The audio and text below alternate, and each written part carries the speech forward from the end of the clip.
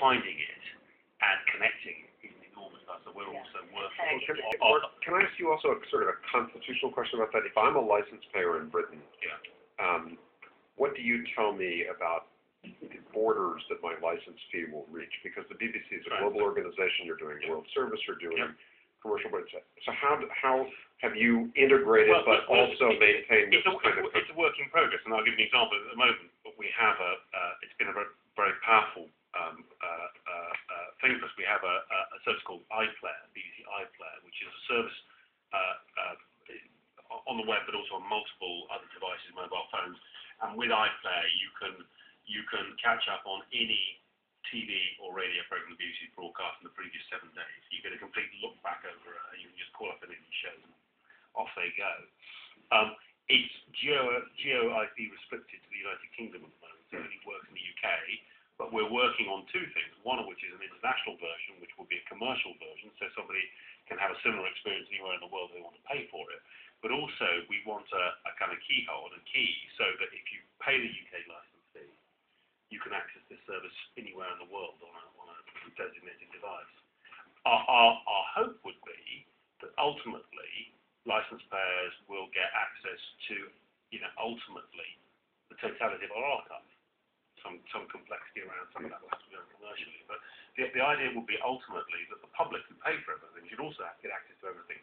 But the first, more modest goal in terms of archive and rushes is that if a BBC journalist anywhere in the world is working on a story, as they start writing a story, every piece of media we've got, which is potentially valuable to that story, starts appearing on their screen. Because for a simple business, if you can make sure you haven't got 5 people trying to interview the same person, it may be you can get your journalistic resources to go a lot further. We've still got a lot of duplication. And we're looking for technical means for reducing duplication and making sure that the effort we have got, we can put into original, really valuable journalism. Can I just ask you one other question? Because Nick and Geneva identified, I think, accurately that the loss of journalism in the United States caused by the digital transition is most acutely felt locally and internationally.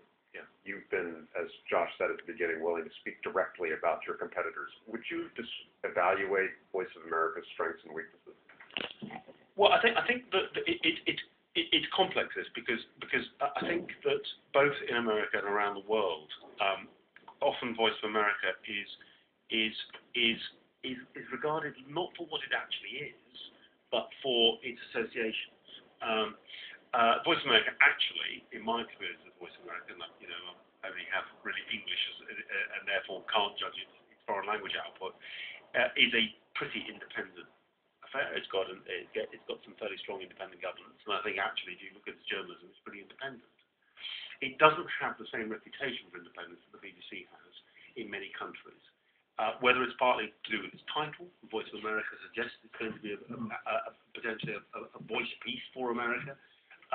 Whether it's because of its slightly different Cold War history, I don't know. But I think that what's interesting is whether with Voice of America there's quite an interesting, in a sense, platform to be played. I've had some conversations both on this trip and previous trips with people interested in public diplomacy from the United States. And I think there's a very interesting, how your country tells its story around the world is a very interesting topic. And what we would say is that our experience has been that Britain, with the BBC, even though the BBC has often broadcast commentary which is extremely regarded as very controversial inside the UK, and for example during multiple wars, but certainly Iraq and Afghanistan has been regarded as unpatriotic broadcasting by certainly some people in the United Kingdom.